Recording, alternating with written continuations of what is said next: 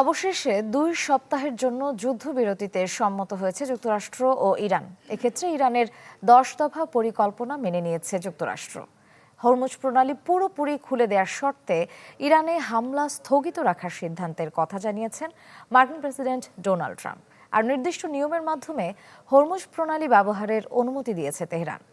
ইরানের পররাষ্ট্রমন্ত্রী আব্বাস আরাগচি জানান, আইআরজিসির সাথে সমন্বয়ের মাধ্যমে গুরুত্বপূর্ণ জলপথটি আগামী ২ সপ্তাহ নিরাপদে জাহাজ চলাচল করতে পারবে। দুপক্ষের এই যুদ্ধবিরতি আলোচনায় মধ্যস্থতা করেছে পাকিস্তান। এ বিষয়ে আগামী শুক্রবার ইসলামাবাদে আলোচনা শুরু হবে। এর আগে ইরানের সঙ্গে চুক্তির সময়সীমা আরও ২ সপ্তাহ বাড়াতে ট্রাম্পের প্রতি আহ্বান জানান পাকিস্তানের প্রধানমন্ত্রী শাহবাজ শরীফ। একই সাথে ইরানকে হরমুজ প্রণালী খুলে দেওয়ার আহ্বান জানান তিনি। এর আগে যুক্তরাষ্ট্রের বেঁধে দেওয়ার সময়ের মধ্যে হরমুজ প্রণালী খুলে না দিলে ইরানি সভ্যতা ধ্বংসের হুঁশিয়ারি দেন ট্রাম্প। সময়ের সাথে সাথে দেখা দেয় নিত্য নতুন প্রয়োজন। রেডি থাকতে হয় প্রতি মুহূর্ত। তাই এলো ইনোভার, যেন আপনি লাইফে থাকেন রেডি প্রতিদিন।